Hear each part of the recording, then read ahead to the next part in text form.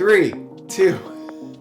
I was like, are you going to do that? What? And 3, 2. Hey, and welcome to Watch Parties here at CCC. I'm so glad that you're here with us, and I want to just invite you today to pursue Jesus with us. So, Pastor Brad, on Sunday, you talked a little bit about encountering Jesus, which is the first part of our vision.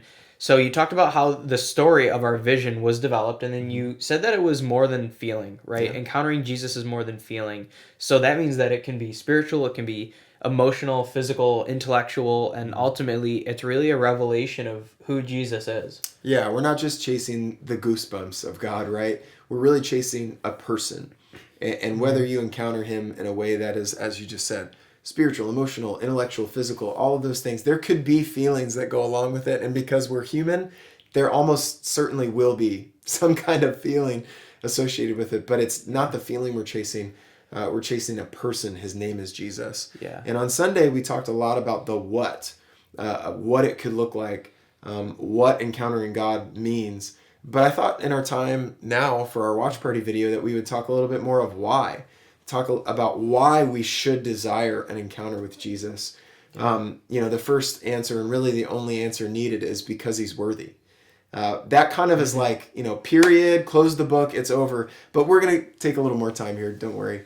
But he's worthy. He's deserving of our desire for him. He's deserving of our pursuit of him. I think the kind of hand-in-hand second part of that is because he only truly satisfies the desires that we have. So we are human. We have many appetites. We have many desires, right? We're just going to agree on like a real base, like across the board level. We have desires and appetites, not just for food, but for things emotionally, relationally, all that kind of stuff.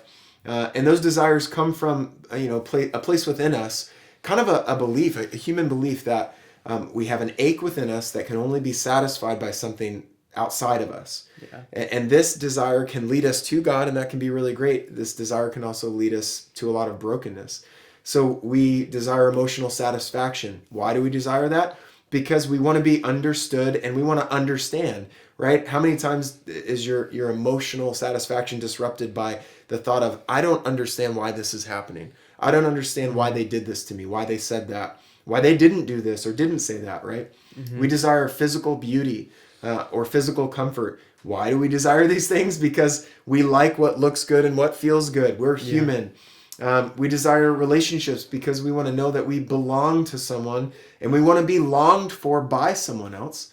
Safety, security, purpose, on and on the list goes. The desires that we have that are human, that are common to all humans, that honestly we were created to have these desires. But anytime we seek out fulfillment of these desires, satisfaction of these desires outside of Jesus, we're going to be disappointed. And actually, within the church world, there's kind of this twisted up version of seeking Jesus to gain what I desire. So I want a spouse. So I seek Jesus and I pray to Jesus, give me a spouse. Because I have a desire to belong and to be longed for by someone else. And I completely miss the fact that I belong to him and that he longs to walk in a relationship with me. And he alone can completely satisfy that desire. So here's how we want to say this in our watch party time. Jesus is not a means to what we desire. Okay? In other words, Jesus is not your key to unlock the door that you've been trying to unlock. That's so true. He is what is behind the door. Let me say it a different way. Michael Miller says in his message called Jesus Alone, he says, we must continue to get back to the simplicity and purity of devoting ourselves to the person of Jesus, the brilliance and majesty of this man. Jesus isn't here to help your life. Jesus is here to become your life. Or another way of putting that in our context of what we're talking about, Jesus isn't here to feed your desires. He's here to fulfill completely within himself your desires, the desires that you have in your life. Let me put it this way. Praying to Jesus to get what we want is a error. It's a false version of the relationship that we were supposed to walk in. Honestly, praying to Jesus to get what we want is more religion than relationship. So instead of praying to Jesus to get what you want, pray to Jesus because he is what you want. He is all that you want. Jesus is the ultimate fulfillment of your desires, all of them. Psalm 37:4 says it this way: delight yourself in the Lord, and he will give you the desires of your heart. But we always run that backwards, don't we? Like, Yeah. we're always chasing what we desire and bringing Jesus along for the ride. Hopefully he can keep up. Hopefully he can help us get where we're going. No, friend. Jesus is what you desire. Seek him first, and the desires of your heart will be met. That's what this scripture means. Chasing anything other than Jesus to find fulfillment is only going to be a distraction that leads you to stagnation and complacency, and those will ruin your spiritual growth. I've heard it said this way too: what you feed will live, what you starve will die. So if you keep feeding yourself spiritual junk food, emotional junk food, relational junk food, and then praying to Jesus to come fix all your problems, you've got it in reverse. You've got it backwards. What you should be doing is seeking Jesus and saying, Jesus, you are the satisfaction I need emotionally, spiritually, relationally. Everything I need can be found in you. And when I find that, it unlocks all the desires of my heart. Let me give you this quote from A.W. Tozer that will probably pierce you as deeply as it pierces me. He said, complacency is a deadly foe of all spiritual growth. Acute desire must be present, or there will be no manifestation of Christ in his people. He waits to be wanted. Too bad that with many of us, he waits so long, so very long, in vain. What is A.W. Tozer saying here? He's saying there needs to be in us a desire for him, an understanding that all of our desires can be fulfilled and satisfied in him, and we seek him completely. And if that's not there, it leads us to religious stagnation, complacency, and honestly, the Lord's there just waiting for us to knock on the door. And A.W. Tozer says, for some of us, he waits in vain. So what we're really trying to do is stir up this week this desire in you to want to encounter him. It's part of our vision to encounter Jesus. And we're trying to stir up in you this kind of holy jealousy, this dissatisfaction, this discontented feeling to say, I must have all of Jesus. And when I have him, I have all that I need. But this really is not an invitation. Let me be really clear. This is not an invitation to greater discipline, right? When we think we need more of God, we immediately go to what we can control. And that is, I'm going to read more Bible. I'm going to do this. I'm going to do that. I'm going to be more spiritually disciplined. Listen to me carefully. This is not an invitation to greater spiritual discipline.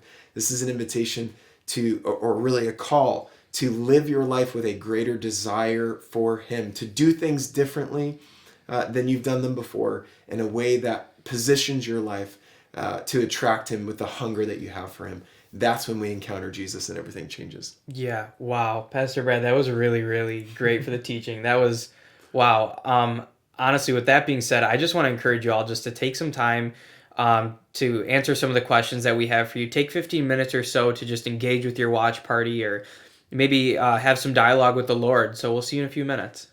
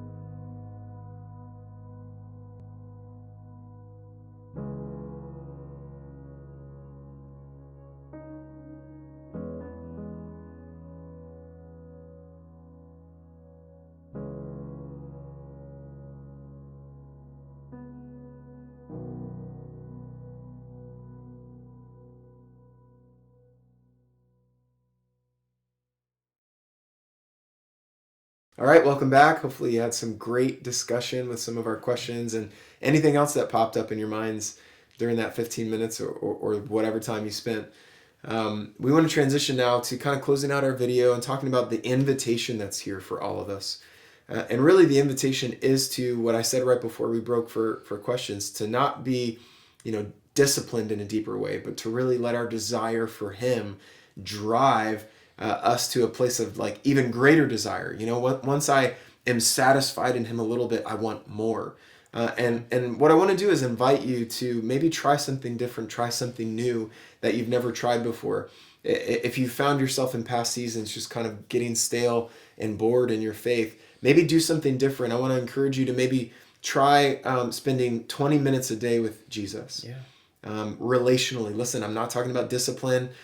We make room for what we love. We make space for what we love. We spend time on what we love.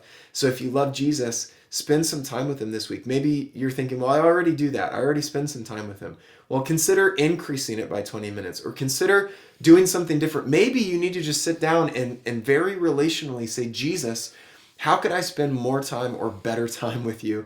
You know, I'm just thinking of like in my marriage with my wife, I don't consider it a discipline to spend time with her, to try to connect with her. I consider it an investment in something that I love, someone that I love, something that's incredibly important to me. And so, you know, we need to kind of shift in our minds our thinking about this. But consider, if you've never done this before, spending 20 minutes a day and just sitting with Jesus. Maybe you want to read scripture a little bit because you want to, not because you feel obligated to. Maybe you want to spend some time in worship. Maybe you want to just spend some time in silence and just say, Jesus, I'm just here to be with you. Speak to me, share your heart with me, and just treat it relationally. And that's really what it's about. And I really think your appetite to encounter him will increase when you do that.